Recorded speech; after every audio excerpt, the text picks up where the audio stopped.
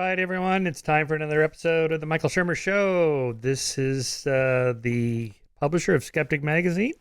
And if you support the podcast and the magazine, you can do so at skeptic.com/donate, I might add. Or you can just subscribe at skeptic.com. Just click under magazine. You can get the magazine. See, by the way, this is our new 4-color design here. Color.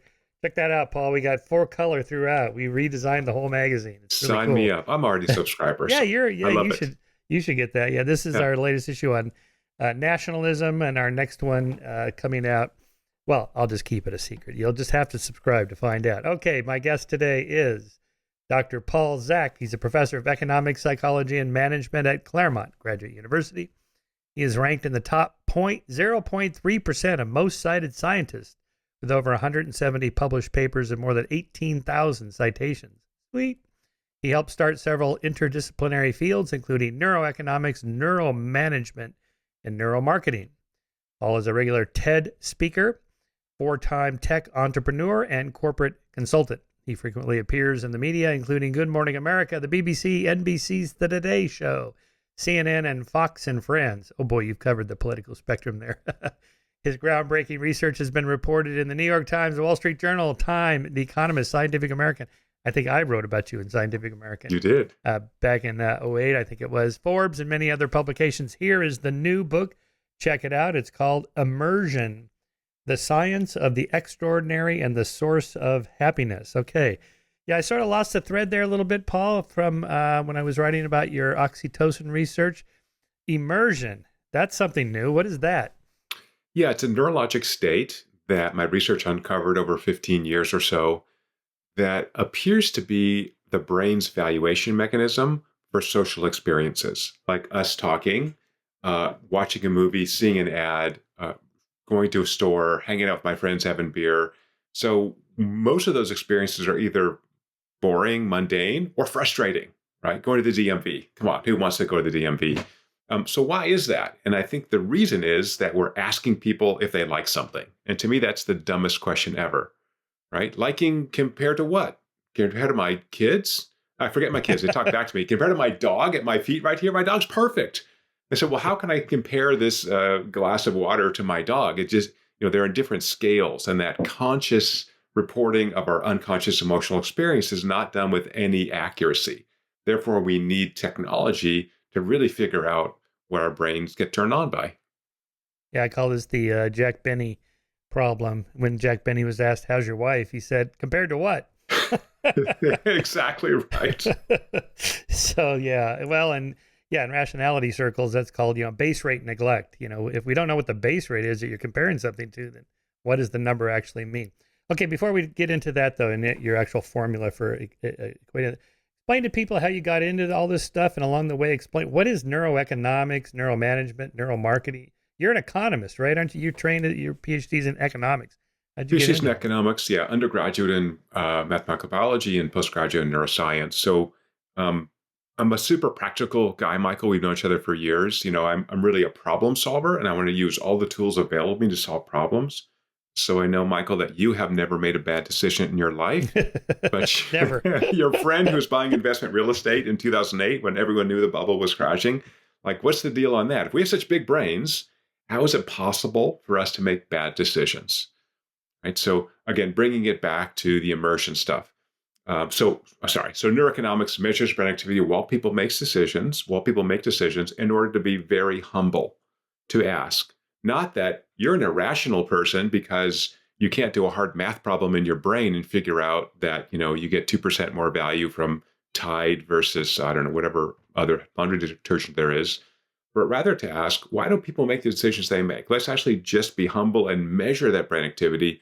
And irrational, we can agree, means stupid, right? I mean, essentially, that's what it means. So I don't want to put labels on people. Dan Ariely is a very good friend of mine, we're a collaborator, and we've had a debate for many years about the word irrational. And the brain, to me, is rationally rational. I will spend a lot of neurologic resources in this scarce, organ that I have, scarce amount of energy, if that decision is really important to me. If I'm buying a house or a car, even for that, people go on gut instinct. But let's say buying a company, I'm going to do a lot of due diligence. But even something like buying a house or deciding who to marry, we kind of go with our gut because we haven't been in these experiences enough, most of us, to be able to make really good decisions. And just to label someone as stupid, irrational, because they can't make decisions, I think, as many behavioral economists do, or at least version one of behavioral economics, means that we're not really doing good science. And so, so we started measuring brain activity to ask, why do decisions vary across individuals, and how might we get some insight? Because people can't really tell us why they do what they do, in order to really have a much better understanding of human beings and human nature. Yeah. Yeah. Okay. Let's hover on that for a minute. I was thinking of Antonio Damasio's research, and he had that patient who had damage to his amygdala, just the emotion networks or whatever that's operating there, and he couldn't make decisions. You'd like, I guess the guy would just like stand in the supermarket staring at all the toothpaste options and like, I don't know, there's this one. Whereas you and I might walk in and go, I don't know, I like the blue one, or I like the minty tasting one, and, spend like 3 seconds on it. And so, so it's not that being irrational, it's not rationality versus irrationality. It's how decisions are made, I guess, through rapid cognition type, system 1 versus system 2, rapid cognition versus deliberative decision making. Of course, you want to do that if you're going to buy a house or a car or something like that. But if you spent your whole life in that mode, you probably wouldn't even get out of the house, right? I mean, much of decision making is just, we call it gut instinct or something like that. But here, let's talk about Kahneman and Tversky and all that. They make it sound like humans are pretty irrational. But in fact, I think what you're arguing is that our brains are doing all these calculations sort of underneath the radar, underneath awareness, that it's kind of a rational calculus going on there, but it's really difficult to measure. If you just ask somebody, how come you chose that toothpaste instead of that one? The answer is probably going to be something like, I don't know. Right. It's the same with liking, right? If I force you to give a number on how much I like this glass of water, I'll give you a number. It doesn't mean it's meaningful, right? And so I think we have what I call the Freudian hangover. We think from this whack job Freud, who was just a very confused person, that if I just probe you the right way, I can make the unconscious conscious. And that's not the way the brain works, right? We don't have deep insight into the 99% of our brain, which is processing information consciously. And so because metabolic energy is so scarce, that the brain takes up about 20% of our metabolic energy, it's high overhead. We want to establish very efficient ways to make decisions. And they manifest as habits. So it's in the brain, it's called long-term potentiation. So I'm used to buying Tide. I just buy Tide. I don't look at the price very often. Once in a while, if the price really changes, I'll know. It's really efficient to say Tide is good enough. So Herbert Simon called this satisficing. So it looks like that's what the brain does, is satisficing. If I have to optimize every time, then it makes sense. So we satisfice in these fat, ranges. And I have to say, one of my pet peeves of the 400 pet peeves I have, Michael, is system 1, system 2. It ain't so. And if you read Kahneman, I think it's page 10 of his book, he says, this is just pedagogical. There's no system 1 and system 2. Just like your heart's an integrated organ, your brain's integrated. This is all working together. And then I see maybe that beautiful blue toothpaste, and I go, maybe I'll try this Crest as a change. Who knows?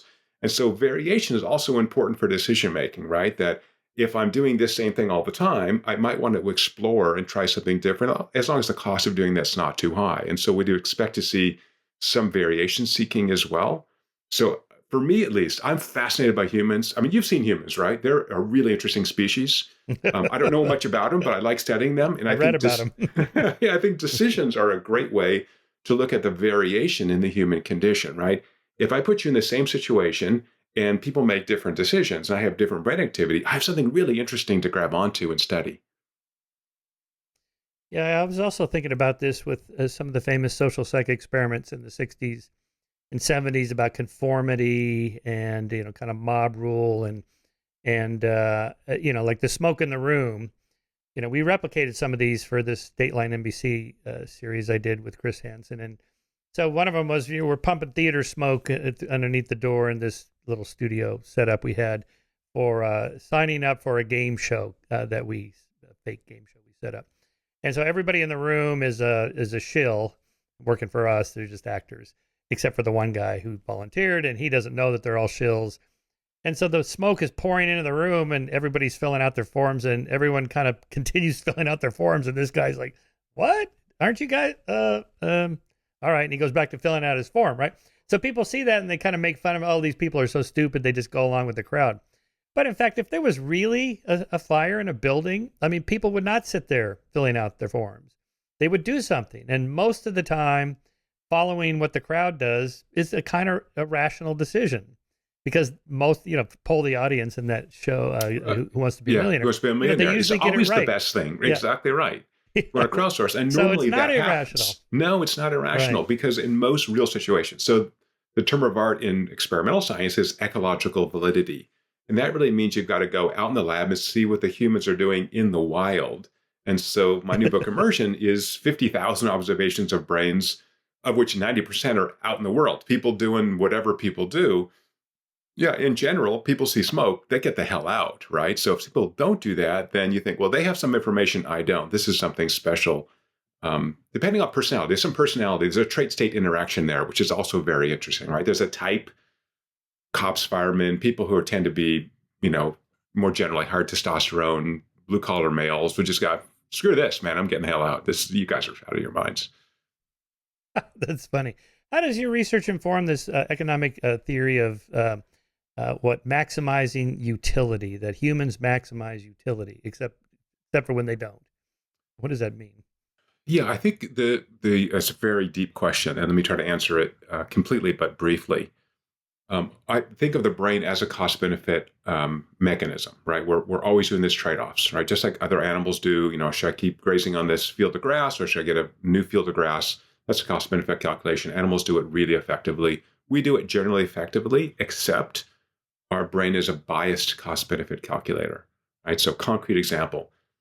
From an economic perspective, if you go in the grocery store at 6 p.m. when you're hungry and you buy a bunch of donuts, they say, well, that's irrational, right? That's not good for you.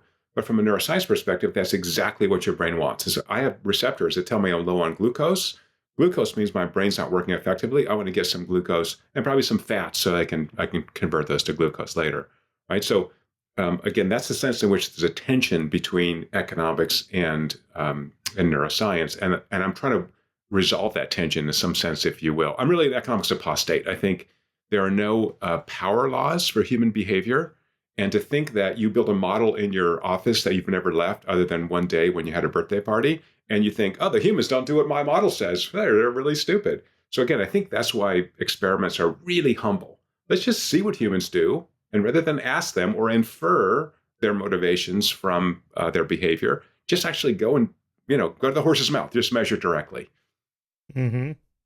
Yeah, I like all your stories in there about working with the CIA or working with movie studios or whatever. Let's just go see what people actually like or want to do. But before we get into that, so how do you operationally define immersion? What are the elements in the equation that go into that calculation? Right. So the backstory is that we had millions of dollars of taxpayer money. Thank you, U.S. taxpayers. And we were able to measure. What, through DARPA? Was that the DARPA one? Through DARPA and some other three-letter agencies that we're not supposed to mention. Okay. Okay. So let's just say that the U.S. intelligence community helped fund our lab for many years. Okay. And they really tasked us with identifying signals in the brain that in combination would consistently and accurately predict what people would do after a message or an experience. And so that's kind of a different way to think about science. And I'd love to get you're a philosopher of science. I'd love to get your take on this. So as opposed to saying, here's a hypothesis, this part of the brain is most active in this task versus some other task, I've really come to the point where all I care about is maximizing predictive accuracy. And I want to do that holistically. So we found by measuring about 140 high-frequency electrical signals to the brains up to 1,000 times a second, which is the speed at which the brain works, that these two core signals appear to be part of this evaluation mechanism for social experiences that I called immersion. One of those has to do with dopamine binding to the prefrontal cortex. So I've got to be attentive. Attention is kind of a 0-1 variable. I can attend to you, Michael, or I can attend over here to something else, but I can't do both. And so that's that kind of opens the door. That's the necessary condition for me to value this experience. And the second sufficient condition is that I actually, can I use one bad word? I can use a bad word, right? You can say anything you want. One of our users of the Immersion platform that I built, which is how we got 50,000 observations, because I have people every day, collecting data for me, is the give a shit measure, right? I actually have to care about this emotionally. And that, what I call emotional resonance, is given by the brain's release of a neurochemical oxytocin. As you know, I spent a lot of time studying. So this dopamine oxytocin co-release is really weird in the brain, which is why I gave it a special word. And they produce electrical activity that we can capture, in particular from the cranial nerves, which I think of as the brain's output file. This is a network effect, as opposed to these specific locations. I'm going to get as much information as possible, because for me now, all I care about is maximizing predictive accuracy. And if I can get these data and go further, convolve them mathematically to predict as accurately as possible, then I have something that's new in the world, right? I've done something unnatural to natural data and create a new measure, this overall measure or omnibus measure I'm calling immersion. Sorry, that was a very long answer, but your question is a deep one, and I think it's important for everybody to understand. But there's more in there. So let me just say it. So something that gets my attention, that I care about, but that seems like that could apply to a lot of different things. So if you want to know which of the movie trailers I'm going to show this group of people is the best one, how would you measure that? I mean, dopamine and oxytocin are used for all sorts of things. They are. So again, this is going to be getting a baseline and then looking at change from baseline. That dopamine oxytocin will have effects on the cranial nerves. I can pick that up lots of ways, lots of different machines. We can do it now with wearables like an Apple Watch or fitness sensor. So I can infer activity of those cranial nerves because a bunch of those pass through the heart and they subtly change the rhythms of the heart. So I can, because we've optimized these signals in the cranial nerves, we convolve them to maximize prediction. We're able to use approach that has been called by a number of neuroscientists brain as predictor. So I can measure a moderate number of brains, 30, 40 brains, and accurately predict market outcomes based on these signals that are coming out of the brainstem, right? Dopamine and oxytocin are made in the brainstem. So this is evolutionarily conserved. Like if your brain is turned on by this, you go, holy crap, this movie trailer is awesome. Then there's a relationship, positive relationship between sales in the overall aggregate world, which is so cool. And again, this is like 20 years of my life, right? So it's just not like for listeners, like, oh, this guy's either full of crap, number one, or it's impossible. No, it's just 20 years of grinding away, lots of mistakes. I'm leaving all the, the screw ups I made from doing fMRI. We've done tons of drug studies to turn on and off these pathways. So there's a ton of science behind this. I'll publish. You guys can just go to Google Scholar and download it.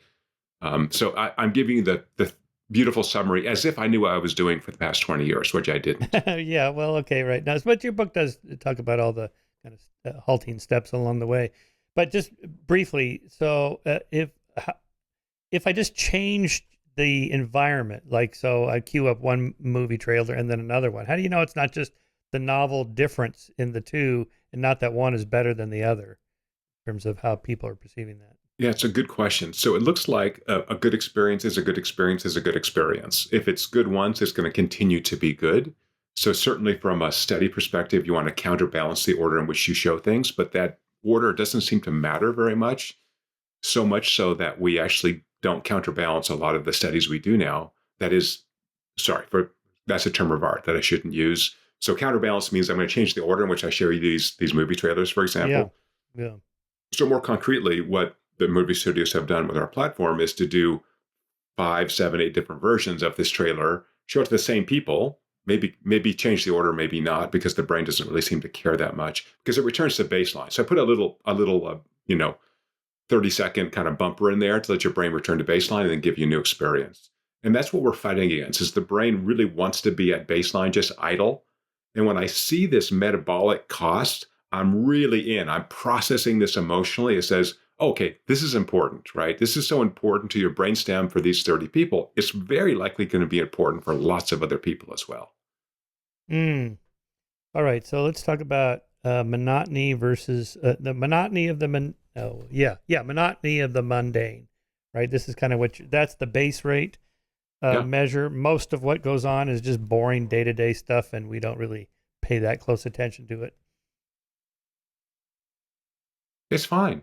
And that's okay, right? And for listeners, this is why you have an out with your roommate, with your spouse, your partner, when he or she complains that as your wife does, Michael, that every night you drop your dirty clothes on the floor rather than putting them in the laundry basket.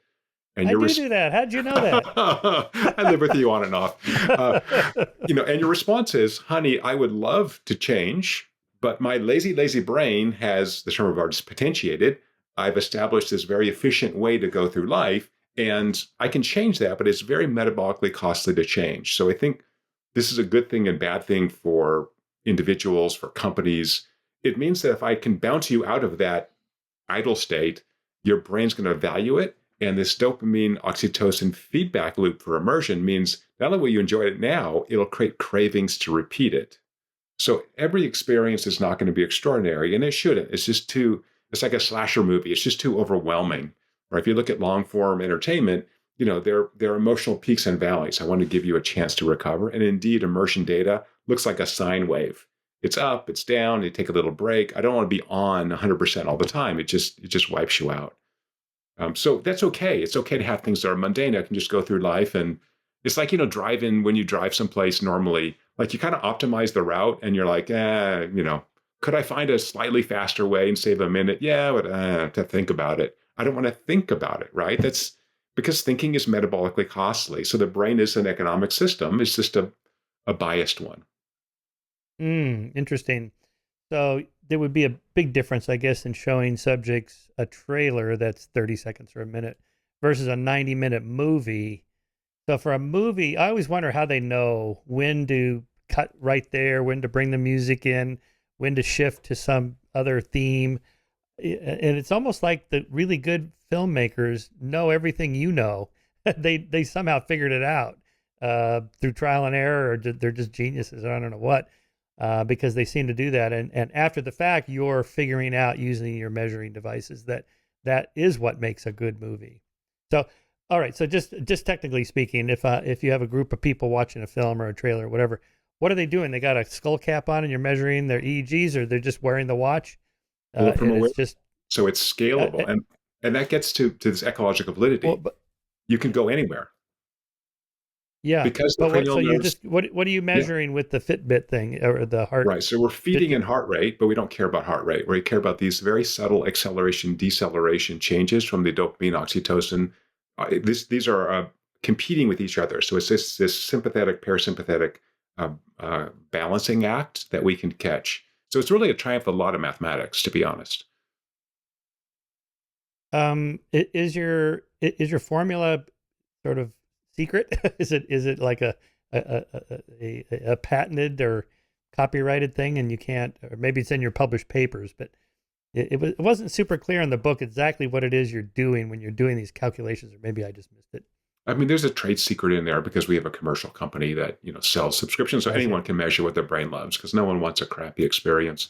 But I've told you basically what it is, which is the effect of the cranial nerves from dopamine and oxytocin. So folks who are listening can figure that out, and all those parts are published, but the way we convolve them mathematically is not. And because that convolution is nonlinear, I can tell you exactly what went into it, and you can look at the data and not recover it because that's the way nonlinear systems work. So there's a bunch of Fourier transforms and stuff in there that you just can't reverse easily. Yeah. I recall back when we were regularly in touch, the CIA it was DARPA, I think, funded you on storytelling. What kind of stories? This was, I think, in the context of, communicating with people in foreign countries about what we're doing over there and why we're there. Kind of what's the American story that's gonna resonate well with people in another country if we're over something like that, right? Yeah, exactly. And that's how this all began.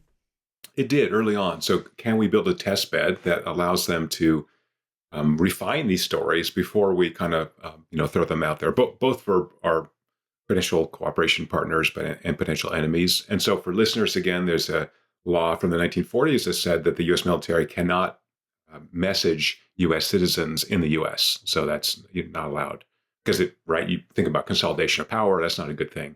So these are always externally focused messages. But the idea here is to reduce conflict. And so, it's easy to kind of piss on the government about wasting money. You're going to study this neuroscience of storytelling, and not just us, a bunch of other labs contribute to this as well. But yeah, if we have the science of that, then we can be very efficient and take a context that some artist or genius or writer creates, and then refine it, test it, refine it before we, what we do now is we write something, we just hope it'll work, like advertising. So by some measures, 90% of advertising has no impact on sales. 90%.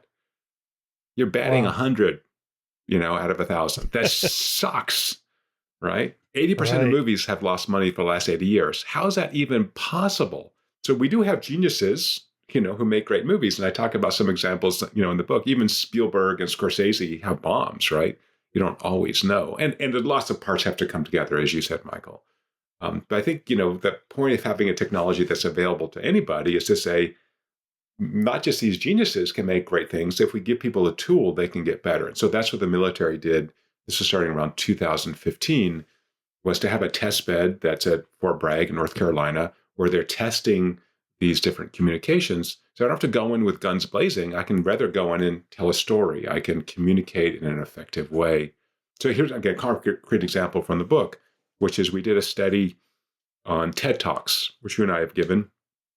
And we said, had people listen to TED Talks, measure their immersion, and then we relay that immersion, very close relationship between immersion neurologically and the number of views online.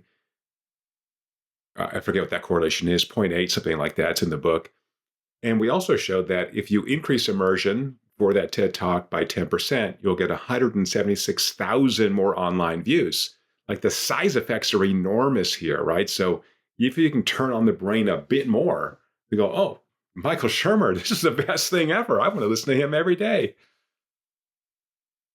Right. Let's come back to the TED. But you slipped something in there, a 1940s law that the U.S. military cannot communicate with the public. What about, be all you could be and all these commercials to join the military after the draft ended? Isn't that what the military is doing? I guess that's advertising, which is different than this law on you should support us to go invade Iraq or whatever. Oh, I see. Yeah, I see. Right. Yeah. Yeah. So Bush had to sell the American public, sort of. Yeah, I talk about this in my conspiracy book, this idea 9/11 truthers have, made it happen on purpose, my hop, or let it happen on purpose, lie hop. I call it cow hop, capitalized on what happened on purpose. Bush was never going to be able to follow his father into Iraq without some pretext. So here's your story, right? Hey, the enemy, just look what they did. They destroyed the World Trade Center buildings and attacked the Pentagon. We are at war. And that's a story. That's a very compelling story. I mean, almost everyone in Congress voted. I think there was one or two exceptions, right? Right. So, I mean, how could you go against that story? They attacked us. But also you have that emotional, overwhelming state. Again, for people who weren't around then, I traveled the night before, right? I was on a plane 12 hours before that thing hit. And I had to call up my parents and my wife and tell them I'm alive. It sucked. And you couldn't get home, by the way. Right? I had to drive forever to get home. Right. So, it was so emotionally compelling that is a great way to build a story around that. I want that emotional component. But for the regular stories we tell, I think movies are a better example for me, Michael. So not you and me because we're too macho, but I have heard that occasionally at the end of movies, people cry, which neurologically to me is fascinating, right? That you're cognitively intact, you're not on drugs, you're in a theater, you're aware these are professional actors, this is a fictional story. And at the end, the boy gets the girl and people start crying. That's immersion. That's, you have shared the emotions of these others. And that's what social creatures like us do, which is why advertising works and Disneyland works and novels are still being written. Is this the willing suspension of disbelief? I think it's the underlying mechanism through which we suspend disbelief. Yes. Because when I go to movies, I don't want somebody to explain to me what's going on. I just want to be immersed in it, I guess, using your word. So I hate those little sites where you can find the glitches in the movie. The Roman gladiator has a wristwatch on, or a plane is flying by in the background. I don't want to know that, right? Because that would take me out of the immersion. Yeah, exactly right. That's why I don't watch the superhero movies, because I can't get over that they violated the laws of physics. I just can't get past that. I'm like, I can't buy it. I'm sorry. Yeah, I'm told by science fiction writers that science fiction works best when it's far enough in the future that it could be they figured out how to overcome the laws of physics or whatever, and you kind of willingly. But if it's now, it's like, wait a minute, that can't be happening now, right? Because we know that, So yeah, that's interesting. Yeah. Okay. So, all right, let's just use different examples since you brought up TED Talk. What makes a good TED Talk? First of all, non-chronological. So I'm the worst person to go with TED with because I will sit there and I will critique every talk because I've seen so many and prepared so many. Um, so first of all, open hot. Right? If you think of the brain as this lazy organ, I'm just trying to get through life and not burn too much energy. Don't bury the lead. Right? That's the key in writing anything. So open hot. What's the most exciting things? I just blew up a crater on the moon with a nuclear bomb. Oh, holy crap. Okay, I want to. And then you backfill, right? Right. So, number one, open hot. We find if you don't get attention in the first 15 seconds, it's very hard to get it back. So, open hot. Give me something to care about. And then start to build the mystery, introduce characters. And if you're a TED Talk, that character may be you, it could be other people. So, build that mystery and then have authentic emotions. So, if you're talking from the God's eye view, where you're just observing what these humans are doing, but you're not on the ground view where you're expressing the emotions they're feeling or you're feeling, then it's much less interesting story, right? We become unimmersed quite rapidly. So then build to a climax. So it's storytelling, standard narrative arc, and then resolve that climax. I think also a great TED Talk has an implicit or explicit call to action. So my 2011 talk, I worked really hard. It wasn't until 2 weeks before I spoke that I had a really good call to action at the end. And so I think, we're going to TED because we want an extraordinary experience.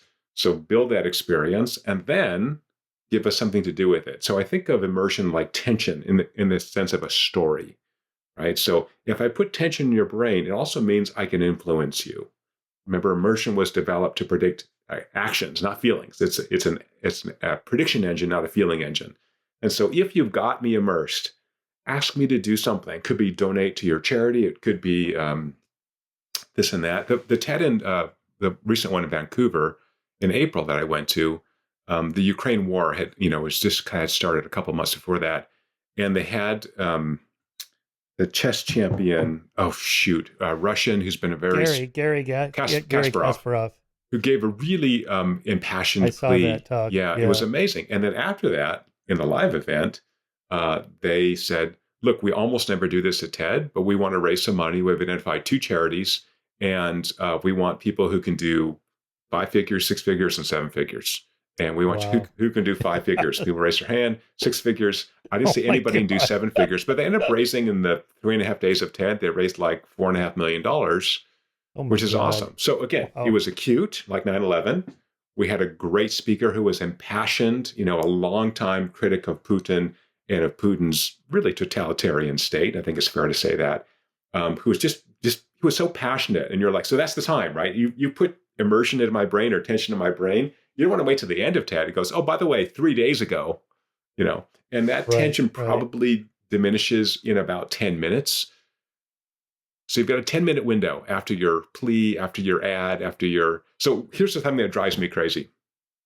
And I'm on a rant, Michael. Look at this.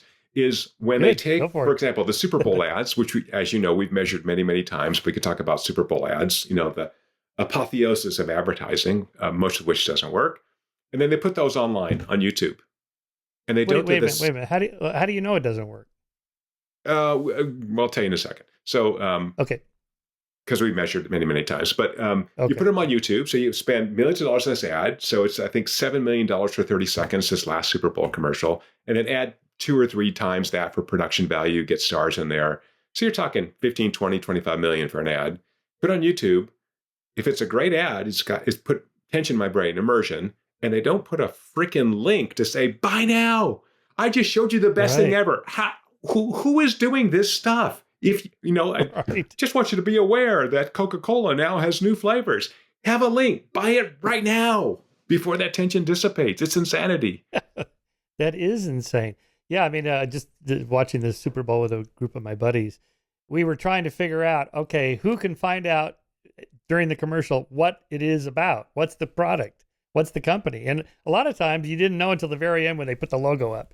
Right. It's like, which is stupid also, because usually that little story resolves, your tension is lower. That logo needs to be most effective at an immersion peak. And that's a measurement problem. So that's where I come in. Yeah, very interesting. There was those Christian commercials, the Jesus Gets Us commercials. This apparently is a Hobby Lobby, in part funded Christian organization trying to appeal to Generation Z, the iGeners, who I guess are, as we know, are joining the nuns. They're leaving religion in droves because it's boring. It's a baby boomer, old person's thing. Now Right. that you and I are baby boomers. And again, it wasn't at all clear. I mean, they were well produced, but I didn't figure out till almost the commercial's end. I went, oh, this is the Jesus commercial. This is the one about Jesus. And then at the very end, it pops up, Jesus Gets Us in yellow or whatever, the black and white commercial. But there was no call to action. Not like, okay, so what are you supposed to do? Join this? Is there a religion to join, or what's Right. the purpose of this? And it was never clear. And there's a bunch of stories about it online, and it's still not clear to me what the point of these were. Mhm. When I give talks to advertisers, I have these quotes from famous advertising execs, David Ogilvy and these guys who's kind of monsters of the field, and David Droga started a very smart agency in New York, and they say like our clients love us because we're the most creative. Our clients love us because we're most innovative. How about selling shit? I'm sorry. Yes. Again, I'm a practical guy. I'm just trying to move markets. And so that's what the military asks us to help them do. And that's what advertisers now use our platform to do. I don't care how creative you are. And some of the most immersive commercials are unlikable. They're not likable, but your brain goes, oh, this is a freaking train wreck. And now you tell me to buy this new product? Holy crap. Okay. Right. So that's what I want. Right. And we, sometimes that when you see it, like the old Ed Meese thing about pornography.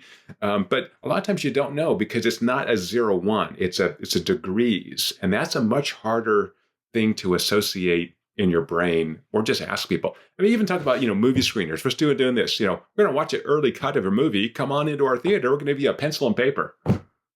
Really? Right. That's what we're doing? Right. Right. It seems so primitive. It's like what you're doing is Moneyball for advertising, right?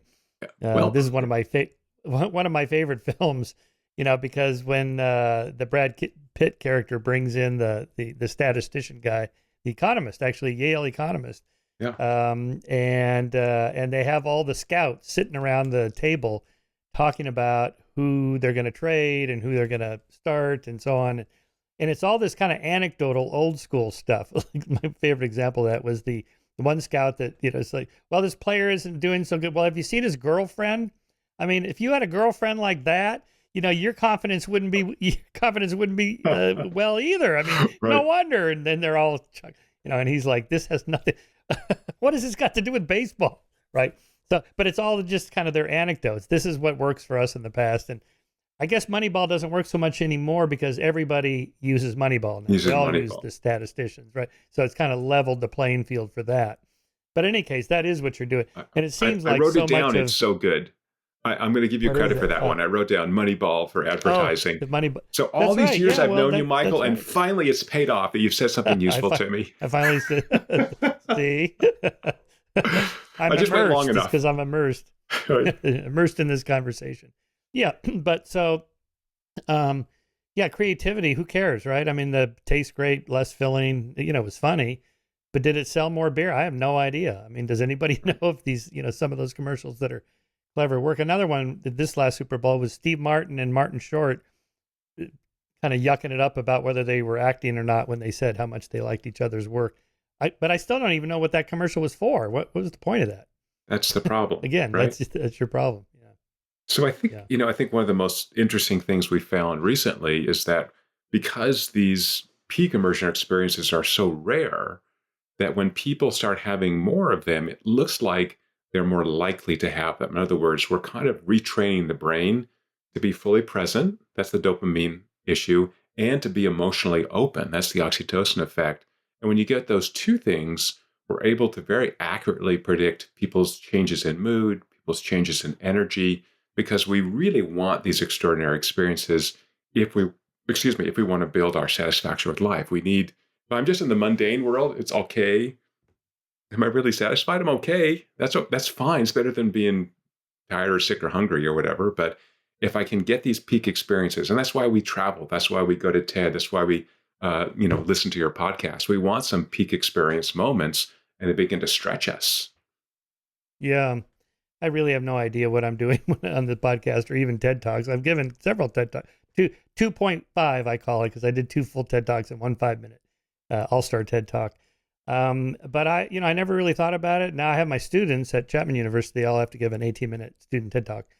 And I just show them a video. You should make a TED Talk video like this. Chris Anderson, the curator of TED, just talks for like 7 minutes about how to give a TED Talk. And he goes, there's no secret magic formula.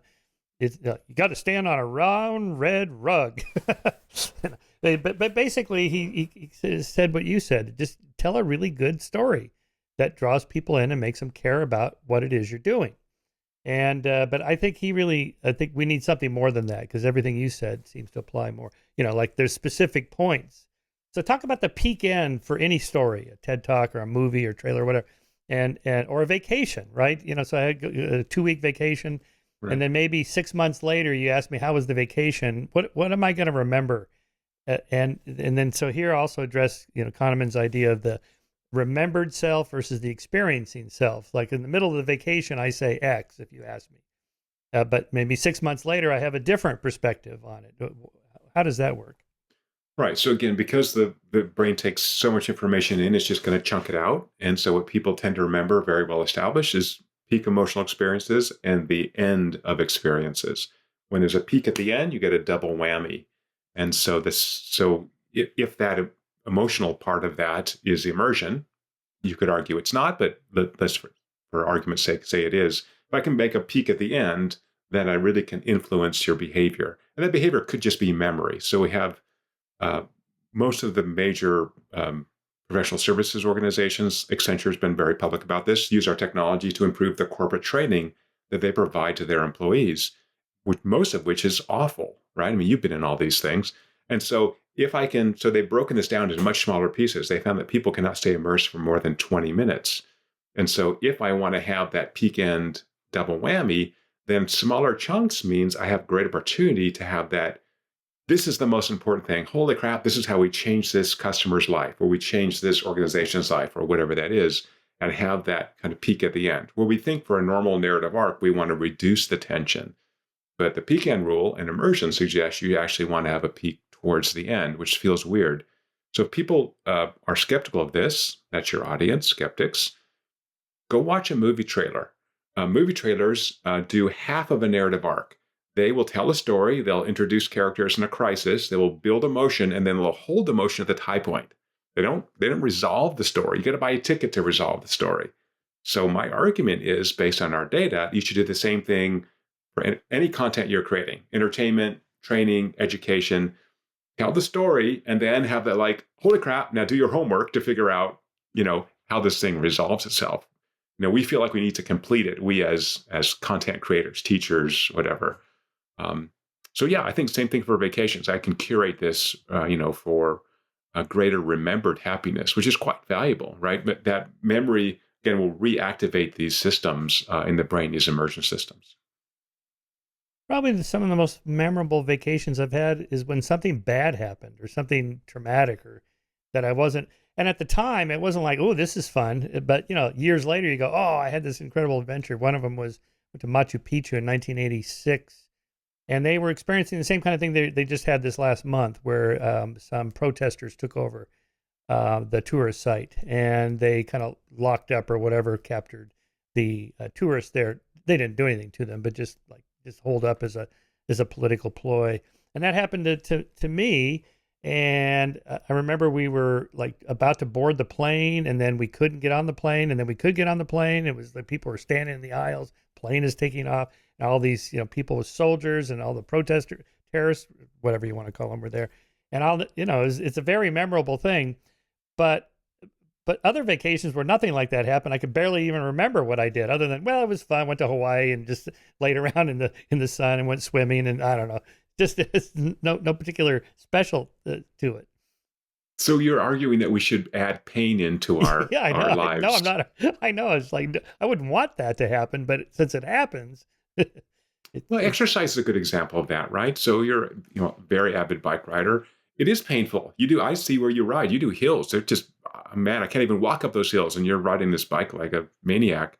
It's painful, but then you get the benefit of that pain. And so part of the kind of the formula I lay out in the book to have an extraordinary experience is what I call staging. I also want to set the stage. I want to prepare you for that experience. I want to give you enough neural bandwidth where you can actually be fully present for that. So that anticipatory part of an experience is also valuable to us, right? Where I don't know what's going to happen completely. And that's why I think why we like fictional stories, right? If it's nonfiction, I kind of have a sense of, I sort of know. I just finished a book on electromagnetism, and I kind of know about Maxwell and Faraday, and it filled in a bunch of details for me, which are interesting. But I sort of knew the overall story. Nothing super surprising in there. But if it's fiction, I have no idea where this is going. Interesting. Yes, I saw an analysis by a literary scholar of Darwin's Origin of Species, and then he starts with this kind of a grab your attention with a mystery. Like the mystery of mysteries, the appearance of first beings on this earth. How does this happen? I set out to solve this problem, and then the rest of the book is he's basically answering that question. Like, here's what I did, and then I did this, and then I did this, and this filled in these pieces to solve this, the mystery of mysteries. It's like, right. Ooh, yeah. And that's a hot open, right? If you think about that, like that's the big open. So I don't want to start with, I got on the Beagle. I wasn't sure what I was doing with my life. We don't care about that. We care about like, what the hell are you doing the whole this thing for? And why am I reading this book?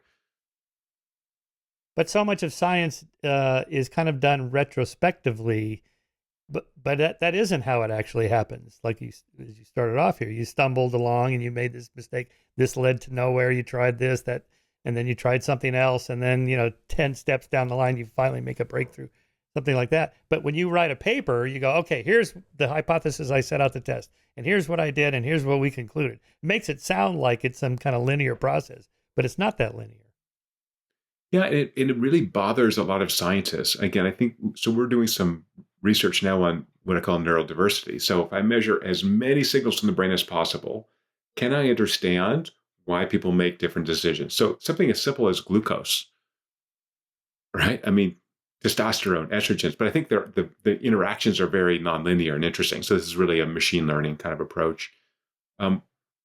Let's just kind of get into it and get away from. So anyway, I wrote a grant for this at NIH, and they're like, what's the hypothesis? The hypothesis is I'm going to measure a dozen plus signals from blood to EEG to high frequency neurophysiology, and we're going to put them in a big blender and see what matters for different classes of decisions. I'm like, oh, we can't fund that. That's a piece of crap. But isn't that the big question? Why are you different than me, right? Why do you like, I don't know, kale and I hate kale? And that seems like an interesting question to me, right? Well, why did you, I don't know. I just think that decision-making is such an interesting point to look at how we vary and why, and even within ourselves, right? You 10 years ago was different than you today.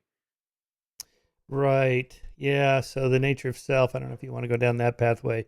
I do think, there's kind of a fuzzy set of characteristics that represents you.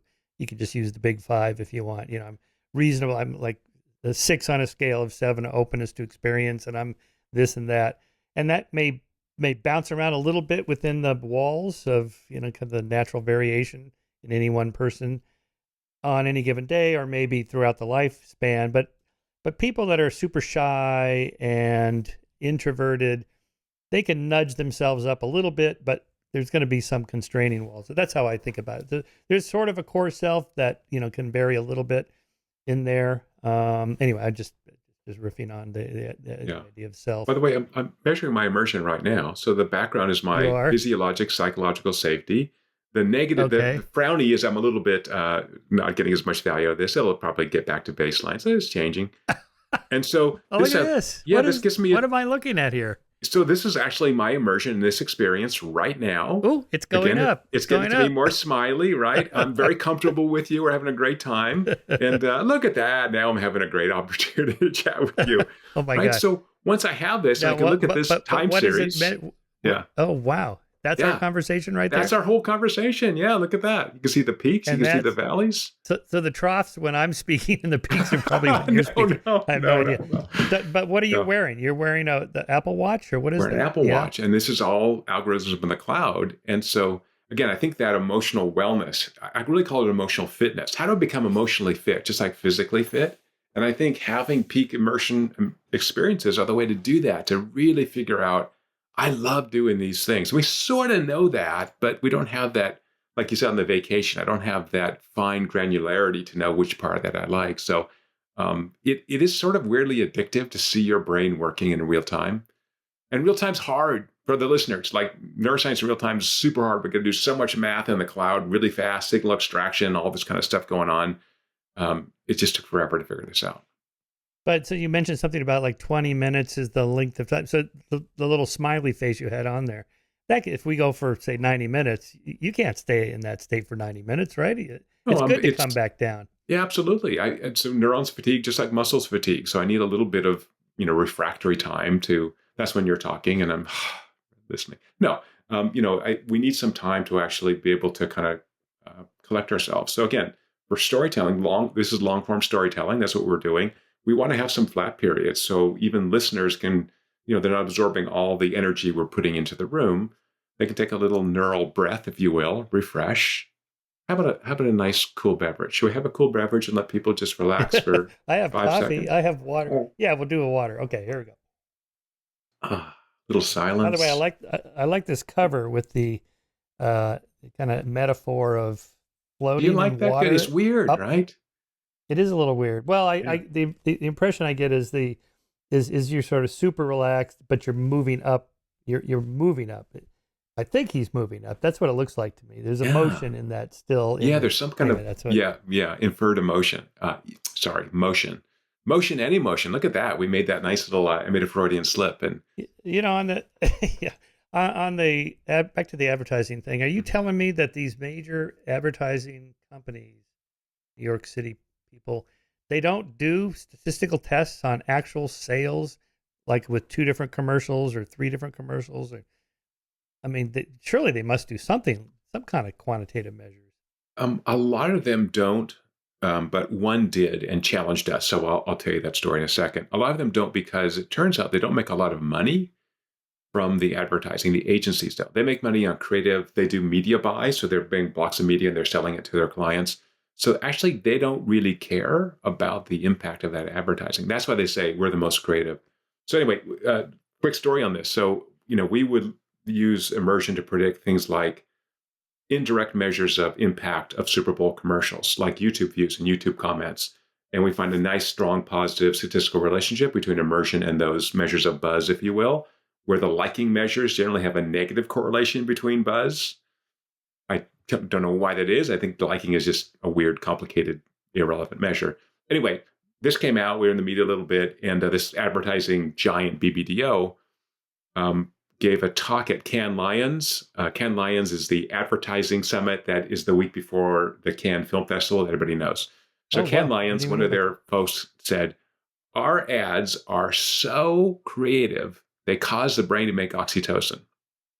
As you know, Michael, I developed that protocol to measure oxytocin in blood. It's complicated. And I'm just thinking, and my Google web crawler found this thing on oxytocin. So anyway, I'm like, this is BS. There's no way these guys are measuring oxytocin. So, I search around, I find a PDF memo with this guy's email, and I email him. And like 2 hours later, I got a reply back from Asia that said, holy crap, Paul Zak, we know who you are. And I said, like, if you really want to measure this, like, we can do it. But we have a much better measure called immersion. It's not just oxytocin. And so they said, great, we love it. We love you. Well, here's some money. We'll give you a bunch of ads to test, but we don't trust you. We're skeptical. And I love skeptical. That means you're using your brain, right? If you're just like, oh, Paul Zak, we love you so much. You're like, I don't know. I mean, it's nice that people love me, but you're not thinking. They said, we're going to give you 18 of our ads that our clients have ranked for sales bump. You go test them blind and you make a blind prediction and you see how accurate you can predict. Ooh. I'm like, oh, I love this. Perfect. Yeah, I'm a skeptic of myself too. That's the first thing I do as a scientist. You got to say, oh, I could be full of crap. Maybe I'm just lucky, right? So what they gave us 18 ads, 3 for 6 different brands. So 3 for Bud Light, 3 for Guinness, blah, blah, blah. And they withheld that data. And we made a prediction. This is in 2017 maybe. And we were at 83% accuracy. So we predicted properly 5 of the 6 brands. And the 6th brand, by the way, was Bud Light. They later told us, oh, yeah, those sales were driven by concerts and swag giveaways at bars. And yeah, so they threw us a red herring, and the immersion data didn't bite on it. So, and now our published predictive accuracy is in that mid 90% range for aggregate outcomes because we've improved the algorithms. So yeah, I love that. But yeah, they're doing it ex post, right? They're just saying, oh.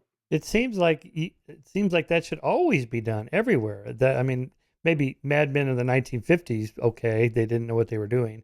Right. But come on now. How can you spend all that money without testing it? It's done by the companies themselves in the marketing group. So they will go assess the advertising and see ex post if it worked or not, because then they have hard data, right? The problem is going forward. And I think that's where we come in. But we haven't, honestly, we pitched to all the big ad agencies and almost none of them, with some exceptions. Ogilvy actually is a client of ours. I think I can mention that. And they've been super happy. They use it in stores. They use it to pre-test ads. A bunch of the movie studios use us. But most of the ad agencies, I think, don't want to know. It's kind of sad. Right. Yes, that makes sense. Now that I know that their business is not affected by how much the ad bumps sales or not. Yeah, maybe eventually they just have to convince is. somebody. Yeah, maybe eventually. I don't know. This is one of my pet peeves about book publishing, since you're in that business too. They, as you know, they kind of control the final title and cover of a book, and the author can, complain or whatever and have a say, but ultimately it's up to them. And, they used to just send me a cover. We decided this is a good cover. And I'm like, how did you decide this? I mean, did you produce 6 different covers? Right. Did you go downstairs in New York City and go out on the sidewalk with 6 different big covers and ask the first 100 people that walk by which ones, poll the audience? No. It's just like 3 people in a room going, that's the one. It's like, How do you know that's the one? Yeah, we're experts. We've been doing this for 100 years. We know. You're like, no. Yeah. So this cover, as you said that, I actually had that. I had 13 versions of the cover they sent me. And I walked around TED and asked people. And I said, and then I narrowed it to like 3 or 4. And and the nice thing about TED is you can talk to random people. Like, hey, can I ask you a question real quick? Oh yeah, whatever. Yeah. So I actually had people vote. And I said, and then tell me why. And they said, oh, that's a really weird cover. But one guy said, the cover is a come on to learn more about the book. Yeah. And that's such a weird cover that now I want to figure out what the heck's going on there. This is about diving. This is about science. Right. Okay. That's interesting. Yeah. Poll the audience. I mean, come on. It seems obvious. Now we're back to crowdsourcing everything. Well, I mean, it's better than guessing, right? Back to the Moneyball thing. So how would you apply this to teaching? What makes a good teacher? How would you write a lecture that goes for 50 minutes, say, or even worse, in my case, 90 minutes before I have my class is 3 hours, so I give them a break at the 90-minute mark, and I got to keep them going for that. So the 18-minute student TED Talks break that up, but that's just it. That's a big ask, I have to say, of me to have those students sit there for 90 minutes. It's brutal. It's also a big ask. So we found, particularly the data from Accenture, which was very nice. Let me put a bunch of that in the book, is changing what people are doing about every 20 minutes. So don't speak for more than 20 minutes, and then have some kind of table work, and then do that for, say, 20 minutes, and then have, say, a debrief on what the table's learned, right? And then show a video, right? And then move into, say, maybe you're lecturing more for that. So I think it's really switching gears. Accenture found 2 kind of really interesting things, I think, besides that 20-minute window is as long as people can kind of sustain themselves. One is that, for corporate meetings, the thing that we always feel compelled to do, which let's go around the room and introduce ourselves. So Accenture found that the only person immersed in that is the person speaking. Everyone else is completely checked out, and they got rid of it. I was at Accenture headquarters in New York a couple months ago, and one of the senior VPs, I was chatting with her, she goes, the best thing we learned was to don't waste that hour when people are fresh, right? It's really valuable time. So they have those little tent cards with their name, and if you say something interesting, it'd be great. The second thing they learned is that breaks are actually really important. That if you back to back to back without giving people enough of a break to recover, as we discussed earlier, that the sessions absent a break are much less immersive on average. And this is even when, so I remember being there for a couple of the sessions when they had, I'm just going to suppress names just to be really careful, but a very, very senior person at Accenture came in to give a lunch talk. So it was a session, right into lunch, grab your lunch, this person's going to talk. And people were just exhausted. So not only was that lunch session low immersion, but the session after lunch had low immersion as well, because you just didn't give people a chance to recover. Yeah, I try to break things up with class demos, like my little golf ball finder, or I do some magic tricks or whatever. Or give them tasks, like the cognitive reflection test. We just did that in the middle of, at like the 1 hour mark of that first 90 minutes. They had, so if a cell phone and the case cost $110, and the cell phone costs $100 more than the case, how much does the case cost? And then there's, I have a half a dozen of those they have to sit there and write down, and they're calculating, and that really actually breaks things up. And then, then we did the Monty Hall problem, the three doors. Right. And Monty shows you the one of the door. Now, should you switch or not? And this got them all involved. If I didn't do that, I know that they'd be checking out. Now, I don't have restrictions on use of their cell phones or laptops for internet access. I know some professors that do. They're not allowed to be online, and I know why they do that, because sometimes during the student TED Talks, when I'm sitting in the back, right, I can see what they got on the laptop, and they're not paying attention. It's like Facebook or some YouTube or whatever. I'm like, oh God. And I know they're doing this with me if I don't keep them engaged. Right. And I don't want to be an asshole and go, okay, you have to turn in your phones. I know this one guy at Pepperdine University who actually has all his students put their phones in one of these, like a bag where the phone can't get a signal. I don't know why he does that, but I mean, why he does the bag thing, but in any case, they're not allowed to be online. That feels a little draconian to me. Yeah, me too. How about teaching better? Yeah, about teaching better, right? Yeah, exactly. Just a thought. Actually, this guy in particular, he's a great teacher. I don't know why he feels the need to do that, but yeah, so it requires some, I don't know. So how would you apply this to like public education? I mean, have you talked to public educators and go, look, here's one way to improve our public education system is make the teaching better? I mean, the Zoom experience, I had a kid in high school during Zoom, and your son, I guess he was probably too young during the lockdown. Too young, times. Yeah. And, think of, again, the incentive system. Public schools are paid by hours of butt in chair. They're not paid for competency. So what do? You say, oh, that's just filling time, you're telling stories, So, we've had a couple of companies that train teachers to be more effective in the classroom, use our technology. And a lot of that is really a flipped classroom. So just as you said, it's participatory learning, and in particular, learning at different rates. There's a great opportunity because there's a strong correlation, a very high correlation between immersion and information recall weeks later. We don't pick up any personally identifiable information, but if the student or the student's parents would like to do that, these students could progress at different rates. So I think what I've done in my classes, I don't know if you've done this at Chapman, but basically we all work together. Our class is a workshop. And if you finish the work, everyone gets an A. Right? We're all working together. We're all trying to figure this out. Maybe you don't turn in the homeworks or something, you don't get an A, but like if you all do the work and we all understand we've all made progress together, it's kind of competency based as opposed to some grade nonsense. So I think we see this now in some really interesting charter schools where students progress at a competency rate, and then they may graduate high school at 15 or at 19. And again, I don't really care if students are progressing at different rates. Why not let them do this? And so Immersion will be able to tell you, oh yeah, you really understood this material. So for example, I'm just going to suppress the name of the company because I may be NDA'd, but a very interesting company that builds and trains teachers to use flipped classrooms will use our technology to identify students who really understood the material. So very high immersion. They seem to get it. So now they're your peer discussion leaders, right? So a lot of times, especially for children, but also sometimes for college students, they're a little shy to say, oh yeah, I have something to say. But if you say, hey, Anna, can you tell us what you think? Because I'm watching the data live, right? And so one school in a low-income district in California was using our tech. And this little girl, it was a kind of, I think, third or fourth grade, I forgot now, math class, kind of arithmetic, whatever they do. This little girl just was quiet, didn't say anything, but she was like always the top in immersion every class. And after the third class, the teacher asked her, like, hey, you seem to kind of like this class. And go, oh, I love math. It's my favorite class. So she started engaging this little girl. And the little girl began to come out of her shell. And she was that kind of discussion leader.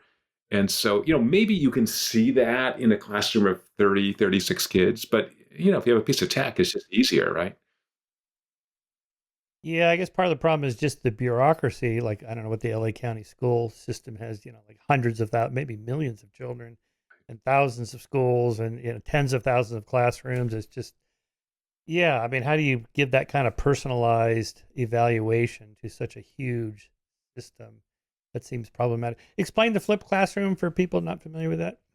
Oh, it's where the classroom is really a workshop where the students are working generally in groups on projects. They then present that to the rest of the group. The teacher is more of a facilitator.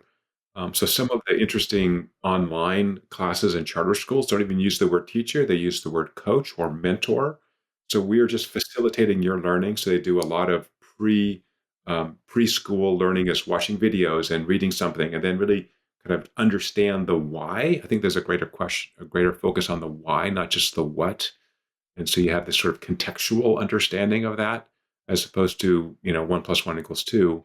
But why is that the case? Right. Why is it not 3? Okay, let's talk about that. And that's an easy case. Right. Or Right. simple stuff, commutative, uh, uh, commutative property of multiplication.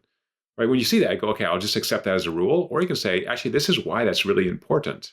Right? That's, you know, we just accept that it's true. But why it's true is actually much more interesting to me, much more interesting. Yeah. Yeah. I try to give some history of science when I'm talking about scientific principles to students. Like, why is it this way? Well, because they tried this and this and this in the past and this failed, and this is how they end up thinking this. At least it puts it in some context. I think. Yeah.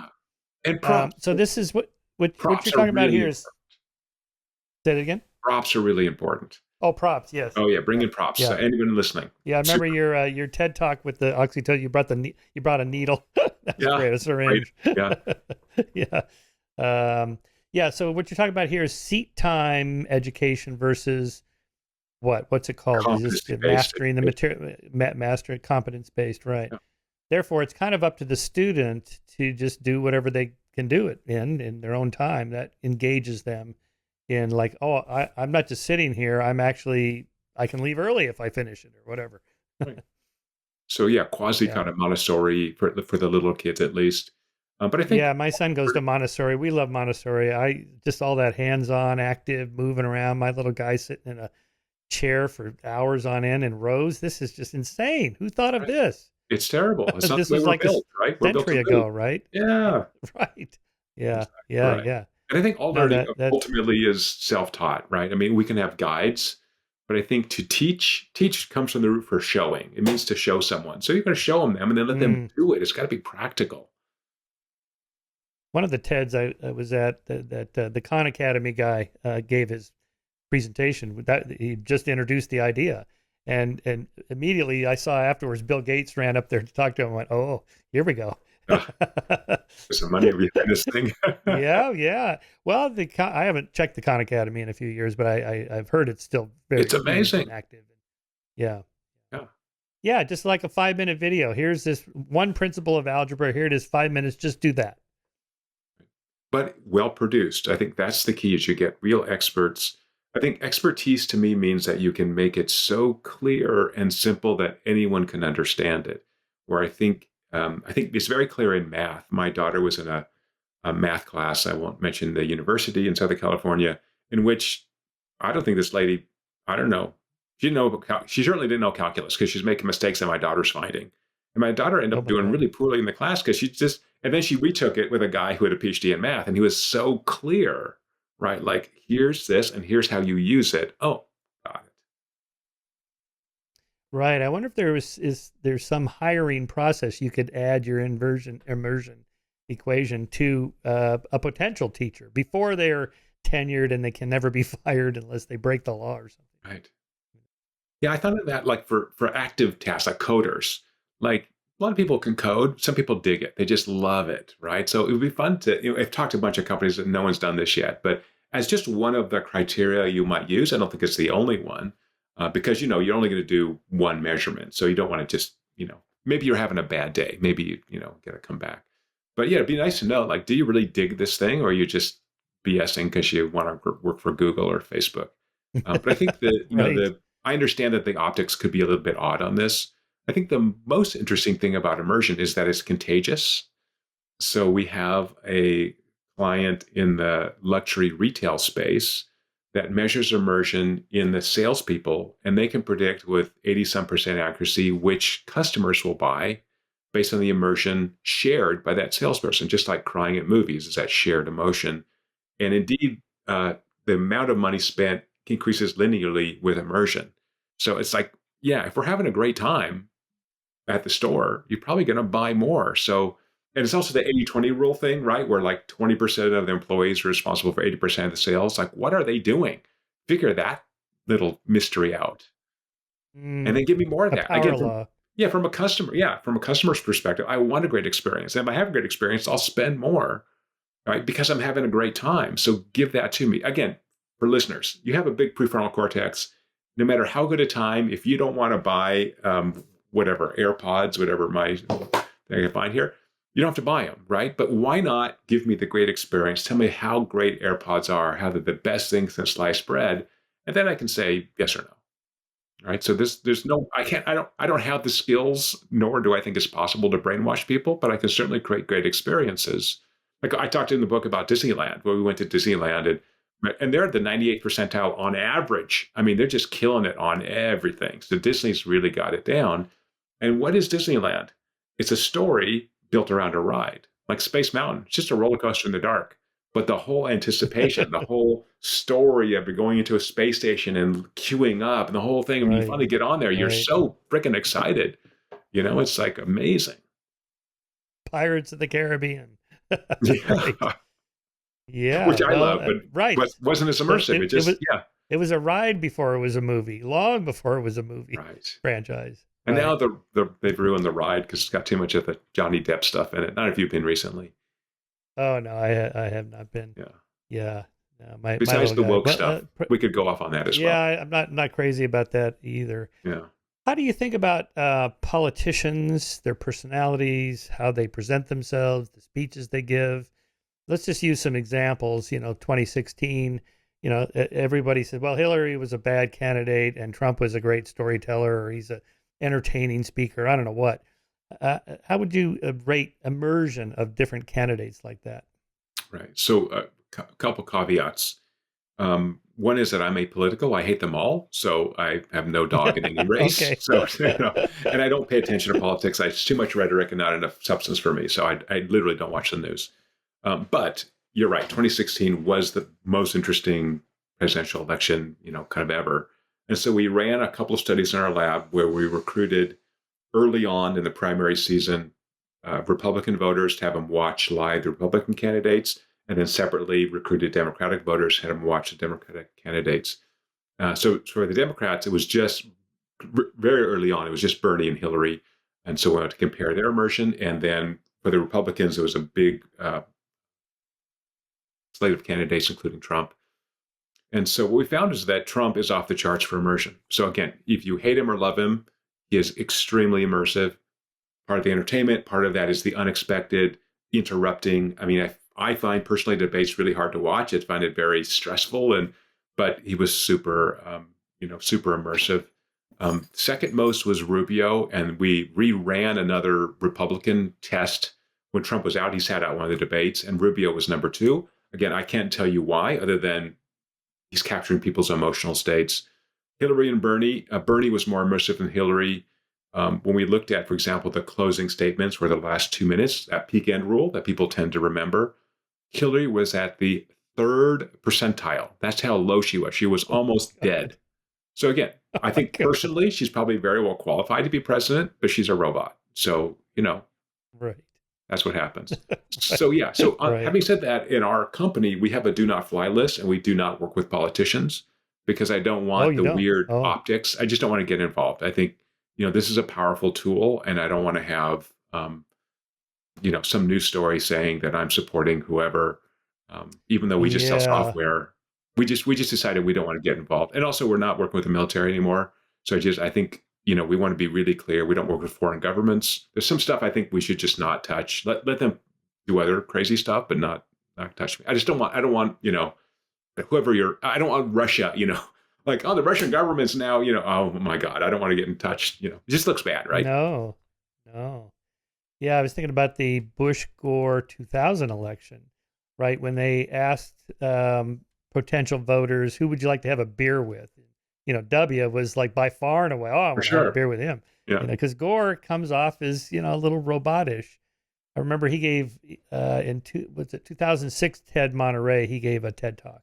Yeah. And he was great. He was on fire. He was funny. And it's like, where was this guy? During the campaigning, because during the campaign, he was just like throwing up a little bit like Ross Perot, here's the chart, here's the graph, here's this and that, it's numbers. And, Bush is, kind of, again, the guy you want to have a beer with, just telling a good story. Well, he's devolved. He was at 2022 TED, and he gave a talk that he apparently didn't prepare, and he just yelled. Oh. He was angry. He was really? Like, you guys suck because I've been telling you for 15 years. And wait, I don't suck. Oh. Fuck you. Wait, was that a TED? No, I thought that was a Davos. Well, there was a clip going around him at Davos where he was screaming at everybody. Oh, maybe. This is the same thing. He's just it was embarrassing. Yeah, he's disinhibited or something. He had a couple little strokes or something. But anyway, yeah, it was people in their audience were like, dude, don't yell at me. Like, I'm, Yeah. I didn't fly private here. I'm sure you did, but I didn't fly private. That's right. Yeah. I'd like to. I actually have to fly private if someone would fly me up. I would. Yeah. This is my line I always talk about it here. If the lottery test, if I won the lottery, how would my life change? I'd still be doing the podcast, publishing Skeptic magazine, writing my books. The only thing that would change is I would fly private just because I can't stand airports. Yeah. And point to point is so nice. You see actually why these execs do it, because it takes if your time is, I don't know, worth whatever it's worth, $10,000 an hour. Yeah. You got to go point to point. Right. Yeah, that joke about if Bill Gates stopped on his way to work to pick up $100 bill, he'd be losing money. Losing money, exactly right. And he doesn't want to go through the airport. Although I have to tell you, once in the Paris airport, Charles de Gaulle, I did run into the Rolling Stones going through regular security. It was the weirdest thing. I did. It was 2005. I've here just come out in Nature, the first oxytocin paper, actually the second paper. And yeah, these guys are in front of me, and I'm pushing my luggage through the X-ray machine like all Americans, and these guys are just going in front of me, and I was giving the evil eye, and then I look up, and one is talking to security, and it's Keith Richards, and then I see I see Mick Jagger walking off, and I'm a huge Stones fan. Oh I was talking to Keith. He was funny. Just as you expect. Keith was so cool, talking to people, shaking hands. And then I see with his back, facing a window, his back to everybody, Mick Jagger. And he has a hat on. And I know it's Mick Jagger because I saw his face. I'm like, oh, do I go talk to him or not? And I'm like, perseverating. I'm like, oh, come on. It's my only chance. I go over there. Excuse me, Mr. Jagger. I'm a huge taste if I shake your hand. And he gives me this little. Oh, no. Yeah. I'm like, oh, come on. Be Keith. I know. Did you read Keith Richards' biography, A Life? I did not know. Extraordinarily good. Yeah. If you get an audio, Johnny Depp actually reads it as Keith Richards.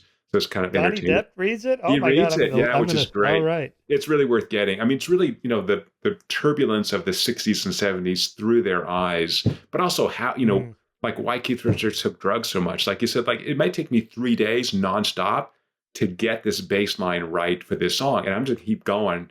And then I've been on for 3 days, and then I got to take something to take me down. And anyway, it's an extraordinarily interesting book of that time period, which you and I, Michael, we kind of just missed. I'm not you're about my age, so I was born in the '60s, but I was too little. So, I recommend it. Yeah, no, I wouldn't want to be that famous just because I like just walking around through life without being noticed. I don't want to be people staring at me.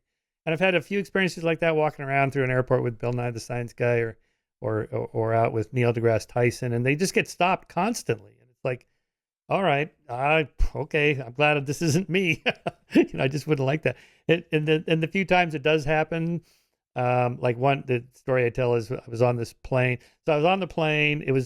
They were just about to close the door, and I had the whole row to myself, just in coach. Right? They're so happy, right? Oh boy, I get to stretch out. This is gonna be great. And just the last minute, they go, oh wait, one more person, and he's coming down the aisle. I'm thinking, oh, I hope this motherfucker doesn't sit next to me. Sure enough, he plops himself down. I'm like, there goes my comfy ride. Oh, well. Then I decided, okay, Shermer, calm down. Just chill. Just be nice. So And we just had just a few words, and I was friendly and everything. And then, 3 hours later, we're getting off the plane. He goes, "By the way, I'm a huge fan of your books and your magazine." I went, "Thank God I wasn't an asshole." Yeah, right. Because that's what this guy would have remembered, right? Oh, Right, I met exactly. Shermer. He was an asshole, right?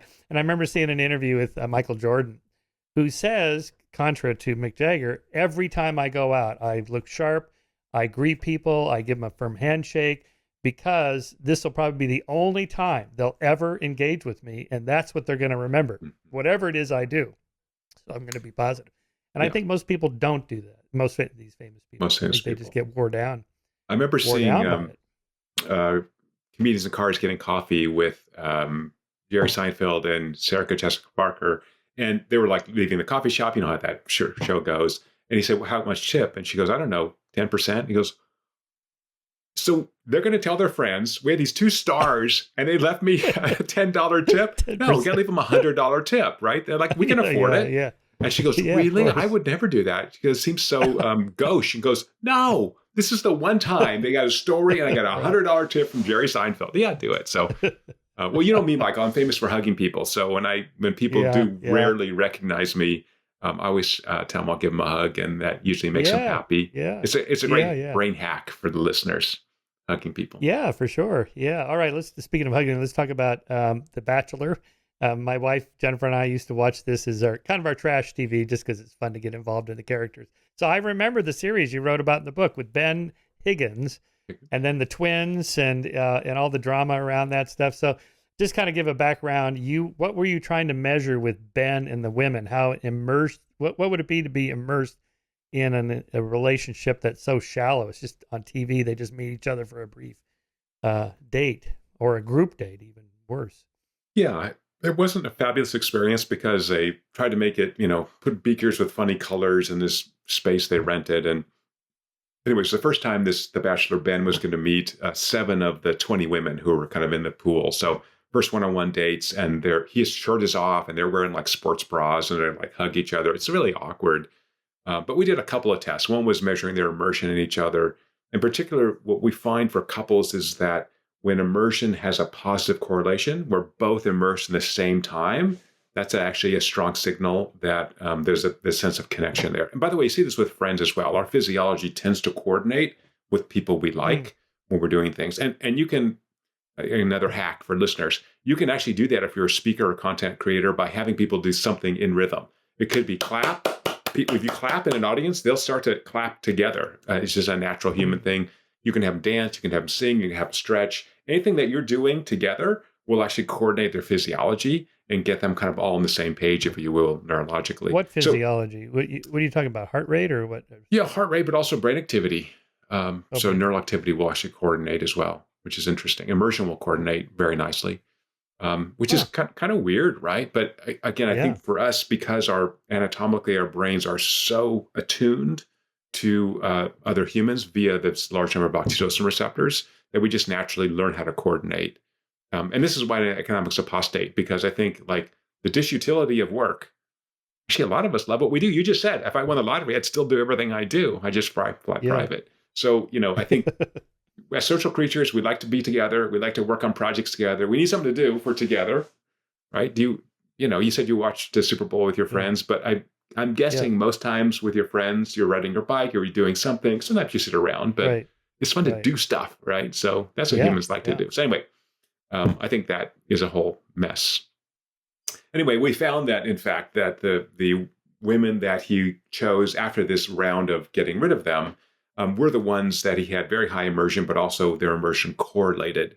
And so that was fun to be on there. And subsequently, we did some other stuff for the Today Show and some other stuff. So I don't think we're ready now to do. I wanted to speed dating. I haven't found any. I talked to like Match and a couple others about, hey, why not just use some technology for speed dating? Why, just like the movies, as you said in your intro, Michael, why not just see like, oh yeah, I'm physiologically coordinated with this person. We kind of dig each other and I have data on that.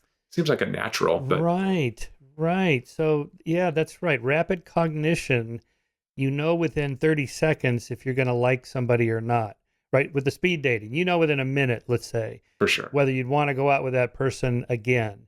So why go on a 2-hour date when you know in the first minute? Right, Right. that's the idea. Now, so what's going on there physiologically in terms of immersion, if anything? That what's happening in that minute? Right. So you're going to get that dopamine, that attraction response, which is great. Like, oh, this guy or girl is super cute. And then you're also going to get this like emotional connection, like, oh yeah. Right. So again, all these neurochemical, I'm simplifying this, of course. There's a lot more going on, but oxytocin not only tells us about emotional value, but it's also associated with attachment. So do I feel attached? It's not that I'm attracted to him or her, dopamine. Do I feel the sort of attachment like, hey, I could actually, you know, hang out with this person for more than a day or an hour or a week? It's a hard question, right? Because this is early Kahneman paper showed that people have poorly defined preferences over things they have not yet experienced. And that's why the liking question works so poorly. So I show you an ad for the first time or a movie trailer or a movie where you've never seen that before. First of all, you're not trained to evaluate them. But a person like dating is really complicated. So I would love to have some technology that would tell me something. Not that Well, I'm there was dating. that's there was that study of showing subjects a short video clip of a professor giving a lecture talking for a classroom, and that the evaluations of that professor by the subjects pretty much closely matched the evaluations the professor actually got from students who took the whole semester course. And that somehow they knew within like a minute or two, yeah, this is a good teacher. I could tell I would like this teacher or not. So we find the same thing with immersions. We've done some work with music streaming service. I'll just suppress the name. Oh, That's right. using humans to evaluate new music because there's lots of new music, so they have to sort of sort through. So we What was measured the number you had in immersion. the book? Like a million a day or something songs or Yeah, I think some staggering 24,000 a number. day, I think is what they Yeah, told me. yeah, yeah. Anyway, so we're able to actually predict 3 months in advance songs that are going to be hits with immersion with like 96% accuracy. But interestingly, even if I just measure immersion as people listen to the first minute of that song, I think we're still at 86% accuracy to predict hits. So somehow you kind of know right away, like if it's going to work, it's going to work, which is sort of scary. Now we're back to kind of theory of mind and, how do we know what we know? If I know in the Mm, first 10 seconds that I'm going to dig this guy or gal, or I know in the song in the first minute it's going to be huge, why can't I report that? So when we do yeah, self-report, people can't do it very accurately. yeah, yeah. Why is that? I guess we don't know. I think Okay, separate so data it's back. streams. Let's go back to the Bachelor. Yeah, I was startled to see that number you gave. In 25 seasons of The Bachelor, only 2 couples are still together. right. I mean, you would think, the speed dating thing and all that. So here, this guy has 27 women, or the woman has 27 guys, and it's astonishing where they get these people. But like every one of them is like a GQ model guy with All his right, shirt they're off. gorgeous. This Yeah. guy's a gym rat, and the women are just drop dead gorgeous. Like this is not real life. But how could this not turn out where like 25 of the 27 couples are still together because they had this huge data set from which to choose, and you end up with the one? Why is it that it doesn't work out? There's the simple answer, which is the misattribution of arousal.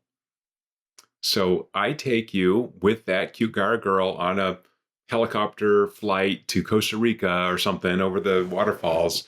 So it's well known experimentally for, I don't know, 40 years that you get this arousal result. First of all, it's exciting to be in a Oh, helicopter. And right, so that right. arousal suggests to you, it must be, I'm excited about this woman. Right. So I gave an example of the book of doing a film for the BBC called Animal Friends, where I was going to take blood samples. And I was driving with a bunch of dry ice through the Ozarks, kind of long drive in a rental car. And I drive with dry ice all the time. But yeah, the dry ice was leaking in from the trunk. And all of a sudden, I'm like, man, I'm really excited about this TV shoot. Like I've been in TV a bunch of times. And then I started realizing, I can't, and so I had to pull over and stop and get air. And I realized, oh yeah, that trunk is leaking right into the car. I have got to open the window. So it's the same thing. Your first conscious thought is, I'm excited about the TV shoot, or I'm excited about this person, as opposed to, my brain is, getting some weird stimulation. So I think, again, that's where technology can come in and isolate out that arousal effect from the real emotional effect. Just hard to know. Right. Yeah, because in real life, you don't have 27 gorgeous options from which to choose Speak for over the yourself, my course of friend. 3 months. Well, but they would all know each other, right? So how could you, in real life, this is one of my complaints about the show, where you get, Yeah. the guys, there's two left, and he's, they're all getting dressed up for the big final episode where he gets down on one knee or the reverse. And, he's like, oh, and then he gives the speech, oh, you're the perfect person for me the moment I met you. And then he goes on and on. However, the other one is the one I'm picking because she'll make me the man I want to be, or I don't know what lines they come up with. It's like, but that would never happen in the real world. I mean, I think. But you're not running multiples. That's right. At some point, one of the two women would go, hey, dude, you got to cut. I'm not going to go out with you anymore if you're going to keep seeing her. Right? I mean, they would not get to that. So the whole thing is so artificial. And I think even the Tinder and swiping, and it's really artificial because you're getting so little information. Oh, right. So, right. But it's a churn.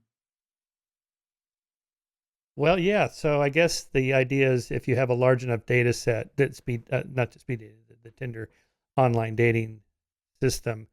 But I've heard arguments from marriage counselors and other people that study this that the old school way is not that bad, right? Recommendations from friends, here's somebody that I know that you might like, or the family helps you pick. Even arranged marriages are not as bad as it sounds. Like the parents are doing some of the screening. Yeah, and you have shared, if the parents know each other, you have some kind of shared experiences. I think even religions we see that. If you met this person at church, at least you got something in common, or you met up at the gym, you got something in common. Right. So, you got to have some foundation for that, and maybe friends in common. So now I know people. And I even think weddings are interesting because they're really a ritual that we designed to keep people producing more humans, right? Now, it's people that are watching you and you're like, yeah, I love this person. And then when you hate them 3 years later, like, oh no, I can't call those people and tell them I made a mistake. Right?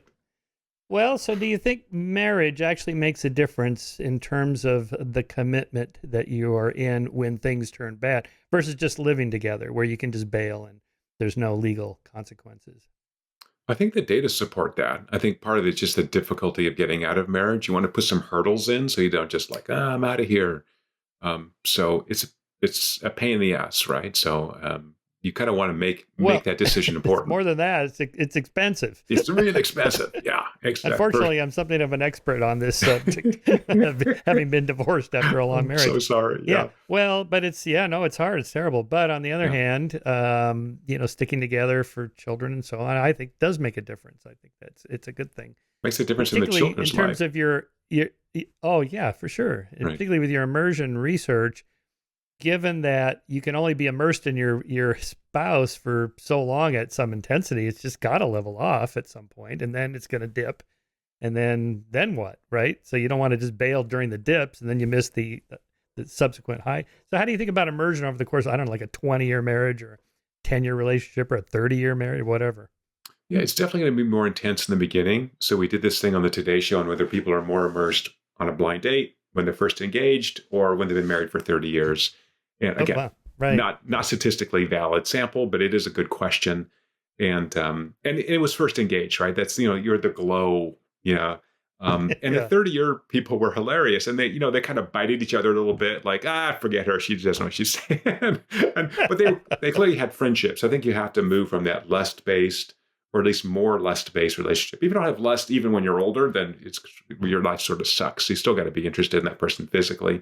But I think it's got to be like, we have these shared experiences, not just children, but like we like to do things. Chris Rock had this thing about how to keep your marriage. He went through a bad divorce as well. And he said, you got to do two things. I got to use another bad word. You got to fuck and you got to travel. Right? Fucking travel? That's probably about right to kind of keep it going, right? You have the physical connection, and then travel means I'm going to have a new experience, right? If you're just, year after year doing the same thing, that's why I think working at home is really bad. Like I work at home for 3 weeks. What can I actually talk to my wife about? She's seen me at home for 3 weeks. It's awful. I got to get out of the house. I got to do something. I got to have something to say to her, right? Right. Yeah, because that peak end business, right? You got to go out, something happens, come back. And then so you get a kind of a sine wave of your relationship. That would be healthier, even though it has dips, than just trying to always keep it up, or worse, it's always down. Yeah, interesting. That sounds like a sexual thing. All right. Do you need to talk about Viagra at this point, or no? I don't. Everything still works just fine. There's a commercial coming in. It's either up or it's down, but you want it to be up and down. Thank you to our sponsor.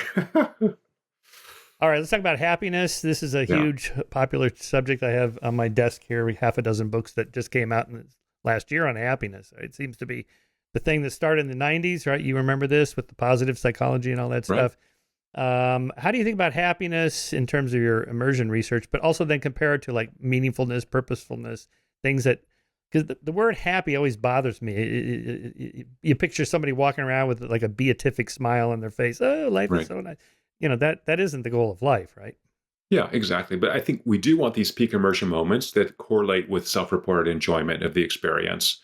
But I think what we really want to do is curate our lives for greater satisfaction, that kind of a long-term thriving eudaimonia.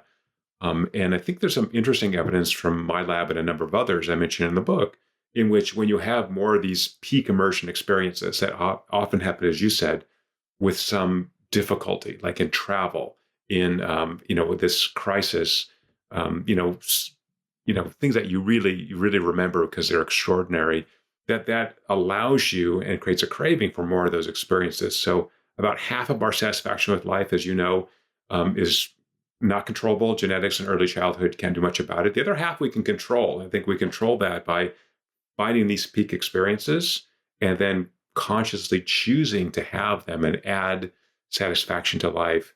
And whenever we measure immersion, we add a social layer. So if I had that peak experience by myself, I really want to go to Antarctica. So I want to do that in the next year. I've been to every continent. I got to go there. I just don't know why. Me too. I want to go. Okay, let's go together. Yeah. Well, there's some cool flights. Anyway, so we'll talk about that offline. But that would be an amazing experience. If I went by myself, it'd be awesome, and the other people on the plane for sure. But if I go with you or some other friends, it's going to be more awesome, right? If we add that social layer, it actually adds to the immersion of the experience. And so the most important thing we can do to increase our satisfaction with life is to build high quality relationships. But now we have another hurdle.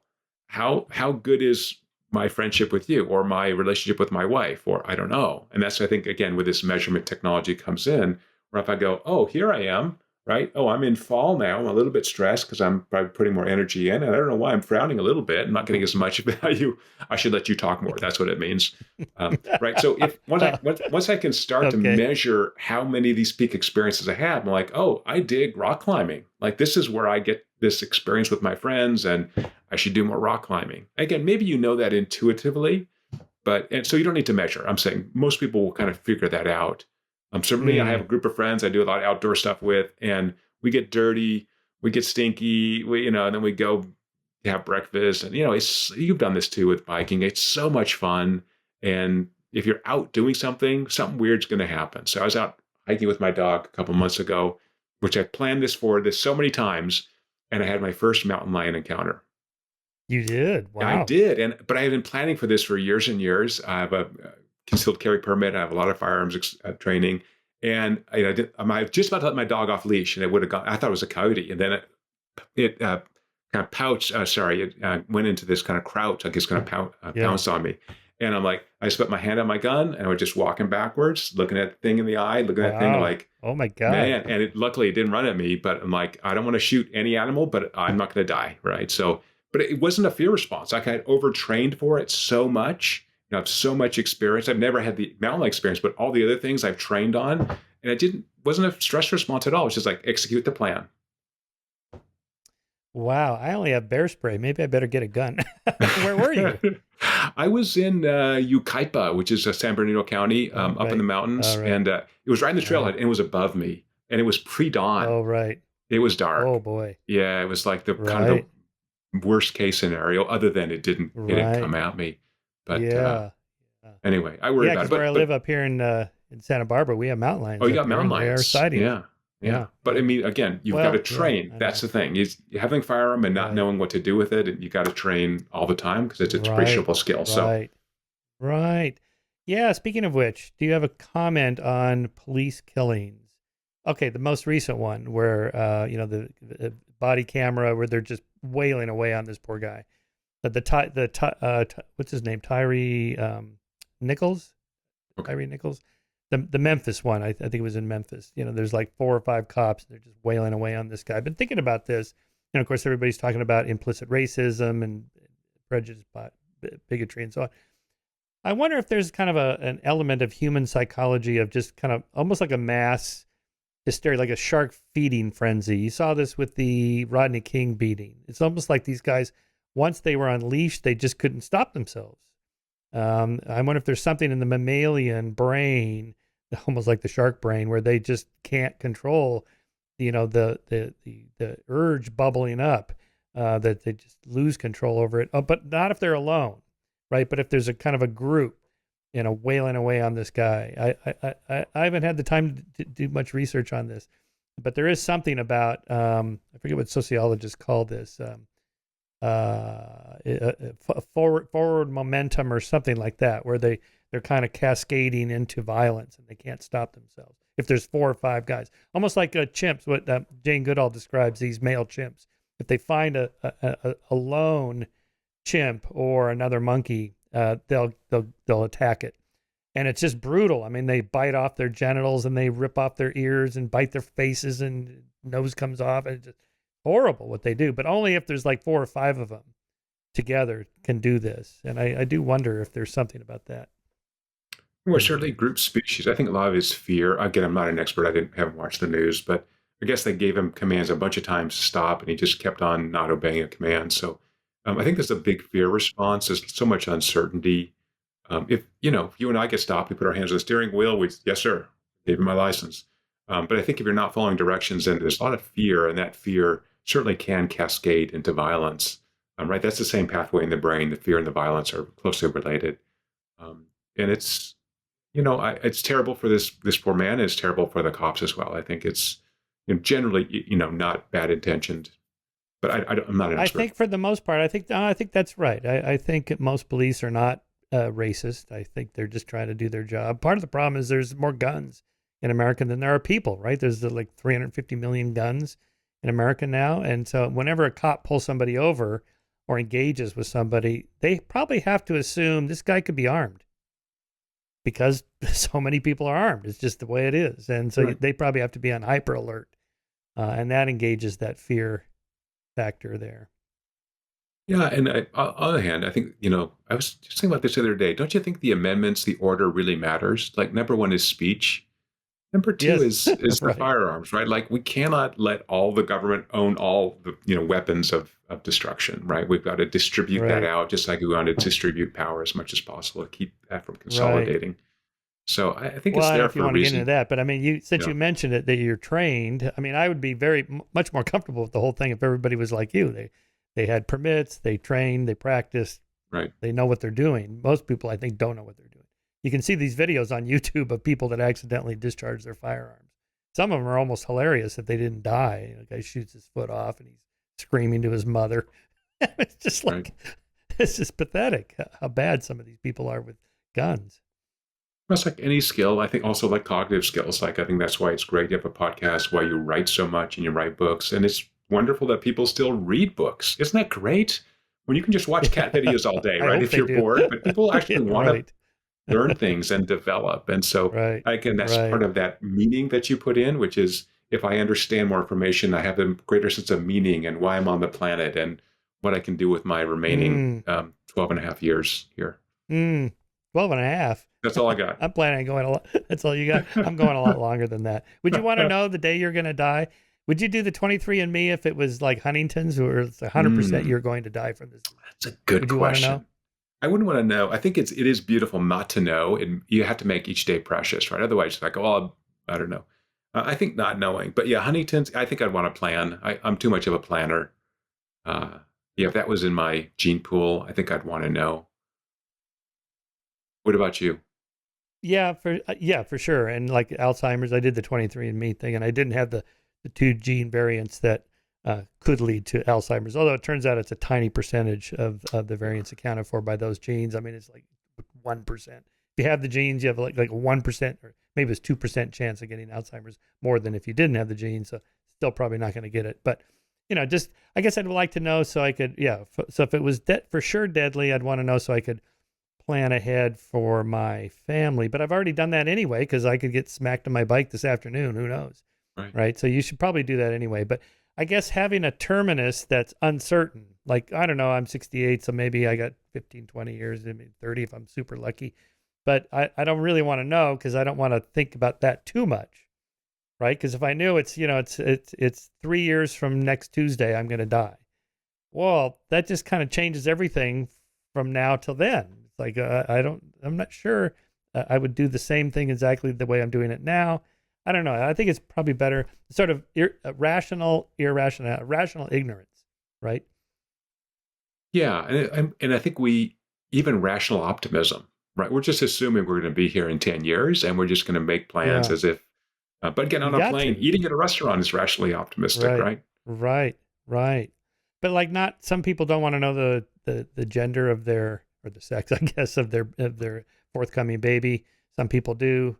Like if you recorded a sporting event, you don't want to know what the outcome is. That there's no point in watching it, right? Pretty much impossible at the Super Bowl because unless you were in a cave somewhere, you're going to find out. But for the most part, those kinds of, like the sign that the Brinks drivers have on their truck, driver does not know combination to the safe. Right. That's a rational ignorance. Right. So then the robber's like, okay, well, I can't hurt this guy. He doesn't even know. Right. So that's kind of a form of rational ignorance that, it's not, but it's not irrational. It's rationally rational. We're back to the rationally rational. Yeah. Ignorance is better than knowledge in some cases. I think probably the knowing your death. Anyway. Yeah. All right, Paul, we've been, we're all coming up on 2 hours here. So what's, awesome. You're always in the middle of some research project. What are you working on next that you can tell us about?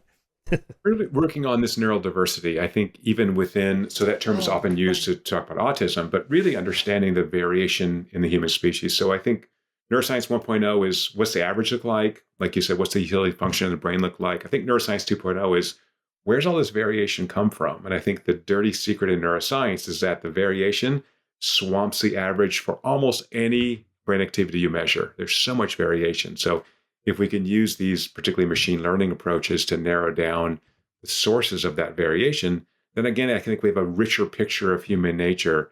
So the coda to that, and the last thing I'll say is, what I've learned from this 20 plus years of measuring people's brains is that we're all weird. I'm weird, you're weird, right. And my wife's going to be weird today and tomorrow, and that's okay. That's the way brains work. We're trying to adapt second by second. We got 200 neurochemicals sloshing around in this soup our brain's in, and we're all going to be weird, which means we should be tolerant and accepting of everybody because we're all weird, and that's cool because it makes life interesting. Yeah, I like that neurodiversity way of thinking about autism. Simon Baron-Cohen has a book about that. He's written a couple books on this subject, but one of them, I think, was looking back in history of who might have been on the spectrum, the autism spectrum, right? Thomas Edison or Newton, Charles Darwin, whoever, just great scientists and creators. I don't know about Newton, but probably, probably Newton was. He was super weird. Yeah. Maybe Einstein. Weird, But so I guess what's the idea? That you just combine ideas that the regular average brain or whatever doesn't combine. You just see things in a new way. I mean, was that the idea? Yeah, really what we started doing with the DARPA funding and other funding, and we're currently doing now, is measuring brain activity multiple ways simultaneously to get all these measures. I'm going to measure your glucose. I'm going to measure your testosterone. I'm going to measure estrogen. I'm going to measure high-density EEG. I'm going to measure peripheral neurologic measures. Put those in a big soup and just say, for this kind of decision, which of those matters? And where's that, what adds to the statistical predictability of why you like chocolate ice cream and I like vanilla? Well, but chocolate really is better than vanilla. Come on. For sure. No question about it. It's objectively better. Anyone who doesn't like chocolate, I don't trust. By the way, I listened to this on audio. Next time, I want you to read the audio. I like audiobooks. I think I'm more immersed, now that I think about it, in audio. This is why I'm able to recall more from audio for some reason than the written. I like to read physical books, sit there on the couch and read, but somehow the audio pulls me in, like this guy's telling me a story and I like this, right? I have a hard time listening to novels, right? Because a novel, if you lose the thread, you don't even know what's going on in the story. But with, if you kind of go in and out of immersion, listening to a nonfiction book, you pick it right back up pretty quickly. At least I do. Well, very sweet of you to say that. So thank you, Michael. What a pleasure to be on with you. All right.